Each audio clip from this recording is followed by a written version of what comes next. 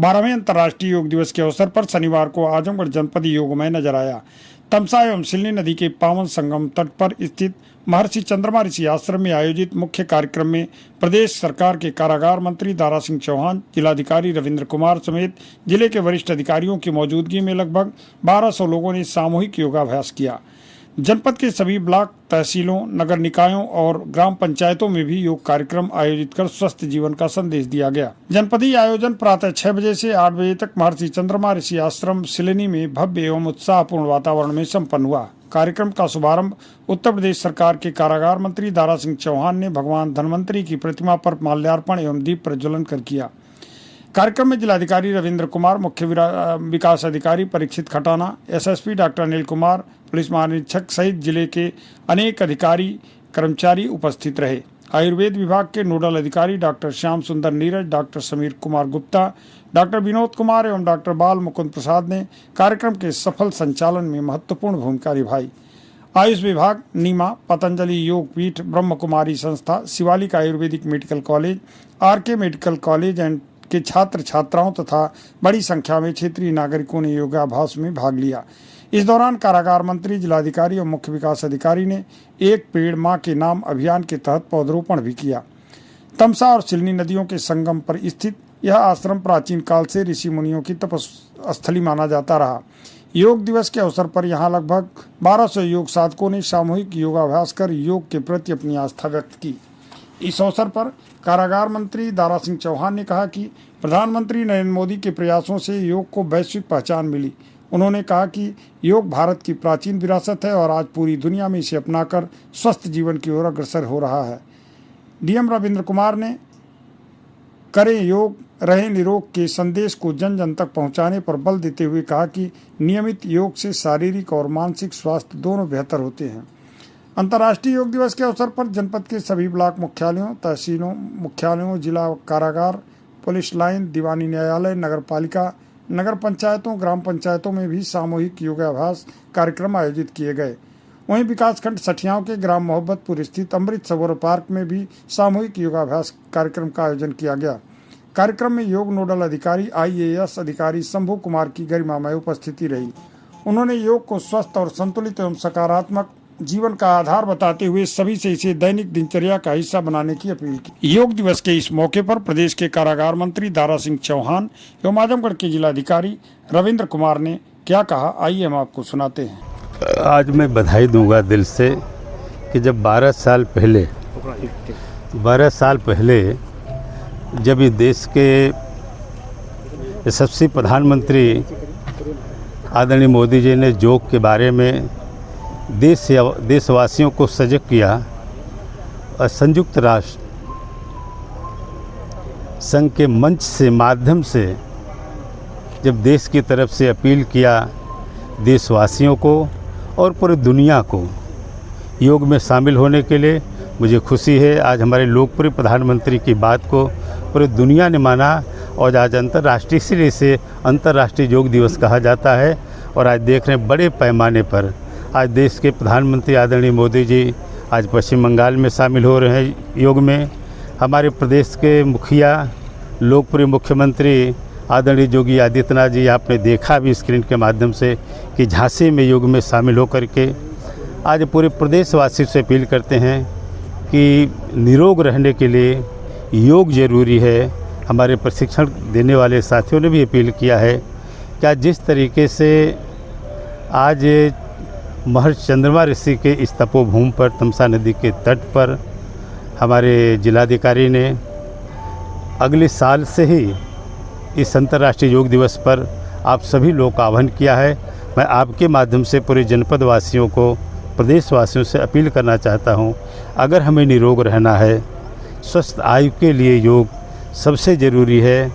और आज मुझे लगता है कि जब से देश के प्रधानमंत्री और हमारे मुख्यमंत्री ने अपील किया है, प्रदेश के बहुत सारे बड़े पैमाने पर लोगों ने इस योग में शामिल होकर के अपने आप को निरोग रहने की दिशा में आगे कदम बढ़ाया है। तो आज ऐसे अवसर पर मैं अपील करना चाहता हूं और मैं चाहता हूं कि जिस तरीके से आज हमारे प्रधानमंत्री और माननीय मुख्यमंत्री ने काफ़ी दशकों से अपील कर रहे हैं, अपने सफाई स्वच्छता को लेकर के, और ये जो 89 किलोमीटर का हमारा जो तमसा नदी का जो तट है, आप जितने भी ग्राम प्रधान इस क्षेत्र में आते हैं उनको पूरी तरीके से तमसा को स्वच्छ रहने में अपना योगदान दें और योग में शामिल होकर के अपने पूरे परिवार और समाज को स्वस्थ रखें। यही, और ख़ासकर ऐसे अवसर पर मैं अपने मीडिया बंधुओं को भी बधाई देना चाहता हूँ। कितने सवेरे उठ करके जब लोग बिस्तर पर रहते हैं, आप इस योग को कवर करके पूरे जनपद और प्रदेश में इस चीज़ को मैसेज देने के लिए आप यहाँ मौजूद हैं। मैं दिल से बधाई देना चाहता हूँ। धन्यवाद। सर, युवाओं को योग से जोड़ने के लिए सरकार क्या कुछ कर रही है? देखिए, योग से जोड़ने के लिए हमारे प्रधानमंत्री जी, हमारे मुख्यमंत्री जी हमेशा अपील करते रहते हैं कि जो, और ख़ास करके प्रधानमंत्री कहते हैं कि आज दुनिया की सबसे बड़ी ताकत जो है ये हमारे युवा हैं, जवान हैं। और मुझे खुशी है आज दुनिया में सबसे ज़्यादा अगर युवा शक्ति किसी के पास है तो हमारे भारत के पास है, और ख़ास करके यूपी के पास है। और उस जवानों और युवा पे पूरा हमें गर्व है, अभिमान है। इसको लेके माननीय प्रधानमंत्री और मुख्यमंत्री जी उनके लिए तमाम जैसे कार्यक्रम शामिल करके युवाओं को आगे बढ़ने का हमें प्रोत्साहित करते हैं। इसके लिए मैं दिल से बधाई देता हूँ। सर, प्रधानमंत्री नरेंद्र मोदी जो है वैश्विक स्तर पर इसकी पहचान बढ़ाना चाहते हैं सहयोग अंतर्राष्ट्रीय योग दिवस को लेकर के, तो उनके लिए क्या कहना चाहेंगे? क्या ये सही पहल है? मैं दिल से बधाई देना चाहता हूँ अपने यशस्वी प्रधानमंत्री जी को। और आप लोग भी, हम लोग छात्र जीवन से यहीं पले पढ़े हैं। पहले योग के बारे में बहुत लोग नहीं जानते थे।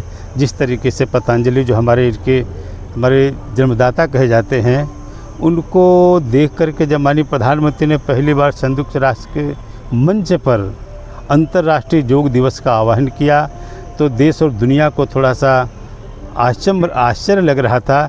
लेकिन आज मुझे खुशी है, आज पूरी दुनिया, न केवल हिंदुस्तान, ये भारत, बल्कि पूरी दुनिया इस योग में शामिल होकर के हमारी प्रधानमंत्री जी की बात पर मुहर लगा करके अपने को स्वच्छ होने का जो प्रमाण दिया है, इसके लिए मैं देश के प्रधानमंत्री को बधाई देता हूँ। बच्चों के स्कूलों में क्या योग अनिवार्य होना चाहिए? निश्चित रूप से हमारे माननीय मुख्यमंत्री जी ने पूरी तरीके से आह्वान किया है। हमारे जितने भी शिक्षण संस्थाएं हैं पूरे प्रदेश के, उनको नियमित रूप से योग में शामिल करके बच्चों को स्वस्थ रख करके उनके परिवार को स्वस्थ रखने की दिशा में कदम आगे बढ़ाया जाए, ये हमारे मुखिया का कहना है। आज 21 जून 2026 है और 12वां अंतर्राष्ट्रीय योग दिवस है। इस अवसर पर आप देख रहे हैं कि यहाँ जनपद आजमगढ़ के चंद्रमा ऋषि आश्रम प्रांगण में हम लोग जनपद स्तरीय योग यहाँ पे प्रैक्टिस करेंगे।